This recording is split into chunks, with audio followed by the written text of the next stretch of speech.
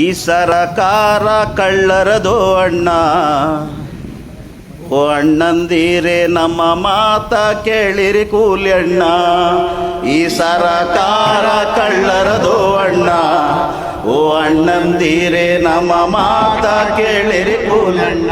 ಹೊಡೆದು ಆ ಕೆರೆ ಕಟ್ಟೆಯ ಮೇಲೆ ಒಂದು ಮನೆಗಳನ್ನ ನಿರ್ಮಾಣ ಮಾಡ್ತಾ ಇರ್ತಕ್ಕಂಥ ಒಂದು ಪ್ರದೇಶ ಆಗಿದೆ. ಈ ಒಂದು ವಿಚಾರವಾಗಿ ಶಾಸಕರ ಆಪ್ತರಿಂದ ಲಿಂಗಾಪುರ ಕೆರೆ ಗುಳುಂ, ಮಾಲೂರಿನ ಲಿಂಗಾಪುರ ಕೆರೆ ಅತಿಕ್ರಮಣ, ರಾಜಕಾರಣಿಗಳ ವಿರುದ್ಧ ಸಮರ ಸಾರಿದ ಕರ್ನಾಟಕ ದಲಿತ ಸಂಘರ್ಷ ಸಮಿತಿ ಮುಖಂಡರು.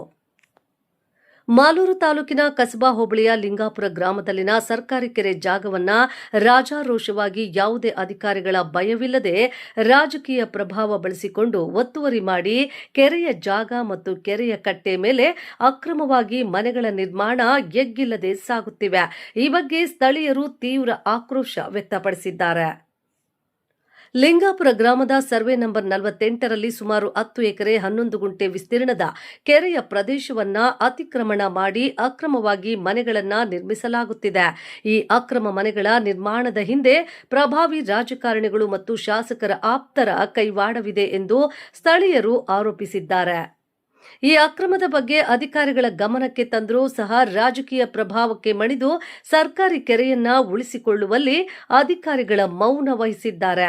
ಮಾಲೂರು ತಹಶೀಲ್ದಾರ್, ತಾಲೂಕು ಪಂಚಾಯಿತಿ ಕಾರ್ಯನಿರ್ವಾಹಕ ಅಧಿಕಾರಿಗಳು ಮತ್ತು ಅಭಿವೃದ್ಧಿ ಅಧಿಕಾರಿಗಳಿಗೆ ಈ ಬಗ್ಗೆ ಹಲವು ಬಾರಿ ದೂರು ನೀಡಿದ್ರೂ ಯಾವುದೇ ಪ್ರಯೋಜನವಾಗಿಲ್ಲ.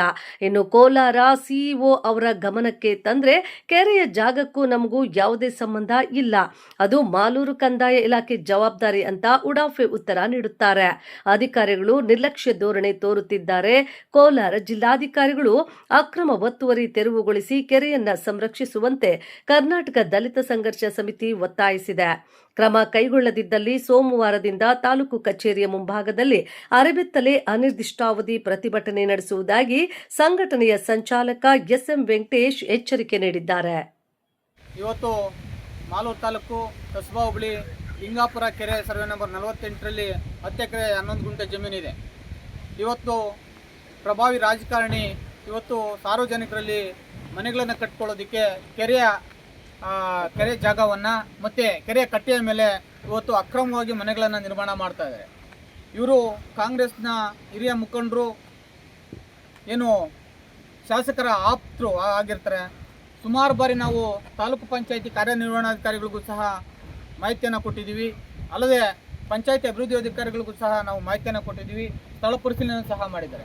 ಆದರೆ ಯಾವುದೇ ರೀತಿ ಕ್ರಮ ಕೈಗೊಳ್ಳದೇ ಇರೋದ್ರಿಂದ ಇವತ್ತು ಬೇಲಿ ಎದ್ದು ಹೊಲ ಮೇಯ್ದರೆ ಹೊಲಕ್ಕೆ ಕಾವಲು ಯಾರೆಂಬಂತಾಗಿದೆ ಇವತ್ತು ಮಾಲೂರಿನ ತಾಲೂಕು ಆಡಳಿತ.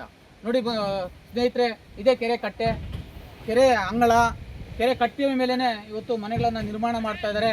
ಇವತ್ತು ರಾಜಕಾರಣಿಗಳಿಗೆ ಒಂದು ನ್ಯಾಯ, ಇವತ್ತು ಸಾಮಾನ್ಯ ಪ್ರಜೆಗಳಿಗೆ ಒಂದು ನ್ಯಾಯ ಅನ್ನುವಂತಾಗಿದೆ ಮಾಲೂರು ತಾಲೂಕಿನ ಆಡಳಿತದ ಪರಿಸ್ಥಿತಿ. ಈಗಲಾದ್ರೂ ಕೋಲಾರ ಜಿಲ್ಲಾಡಳಿತ ಮತ್ತು ಸನ್ಮಾನ್ಯ ಜಿಲ್ಲಾಧಿಕಾರಿಗಳು ಮತ್ತು ಜಿಲ್ಲಾ ಪಂಚಾಯಿತಿ ಮುಖ್ಯ ಕಾರ್ಯನಿರ್ವಹಣಾಧಿಕಾರಿಗಳು ಇದ್ರ ಬಗ್ಗೆ ಗಮನ ಹರಿಸಬೇಕು. ಯಾರು ಈ ಅಕ್ರಮ ಕಟ್ಟಡಗಳನ್ನು ನಿರ್ಮಾಣ ಮಾಡ್ತಾ ಇದ್ದಾರೆ ಅವರಿಗೆ ಶಾಮೀಲಾಗಿರ್ತಕ್ಕಂಥ ಅಧಿಕಾರಿಗಳ ಮೇಲೆ ಕಾನೂನು ರೀತಿ ಕ್ರಮ ಕೈಗೊಳ್ಳಬೇಕು. ಈ ಕೂಡಲೇ ಅಕ್ರಮವಾಗಿ ನಿರ್ಮಾಣ ಮಾಡ್ತಾ ಇರ್ತಕ್ಕಂಥ ಕಟ್ಟಡಗಳನ್ನು ಸರ್ಕಾರ ವಶಕ್ಕೆ ಪಡ್ಕೊಳ್ಬೇಕು. ಕೆರೆಯ ಕಟ್ಟೆಯನ್ನು ಮತ್ತು ಕೆರೆಯನ್ನು ಉಳಿಸಬೇಕು ಅಂತೇಳಿ ಕರ್ನಾಟಕ ದಲಿತ ಸಂಘರ್ಷ ಸಮಿತಿ ಒತ್ತಾಯಿಸ್ತದೆ. ಬಂಧುಗಳೇ, ಜೈ ಭೀಮ್. ಅಧಿಕಾರಿಗಳ ಮೇಲೆ ಮತ್ತು ಏನು ಅಕ್ರಮವಾಗಿ ಕಟ್ಟಡಗಳನ್ನು ನಿರ್ಮಾಣ ಮಾಡ್ತಾ ಇದ್ದಾರೆ ಅವರ ಮೇಲೆ ಕಾನೂನು ರೀತಿ ಕ್ರಮ ಕೈಗೊಳ್ಳದೆ ಹೋದರೆ ಏನು ಸೋಮವಾರ ತಾಲೂಕು ಕಚೇರಿಯ ಮುಂಭಾಗದಲ್ಲಿ ಅರೆಬೆತ್ತಲೆ ಪ್ರತಿಭಟನೆ ಮಾಡೋದ್ರ ಮುಖಾಂತರ ಕೋಲಾರ ಜಿಲ್ಲಾಡಳಿತಕ್ಕೆ ಕರ್ನಾಟಕ ದಲಿತ ಸಂಘರ್ಷ ಸಮಿತಿ ಚೀಮಾರಿಯನ್ನು ಹಾಕುತ್ತಿರ್ತಕ್ಕಂಥ ಮಾತನ್ನು ಹೇಳಲಿಕ್ಕೆ ಇಷ್ಟಪಡ್ತಾ ಇದ್ದೀನಿ. ಜೈ ಭೀಮ್.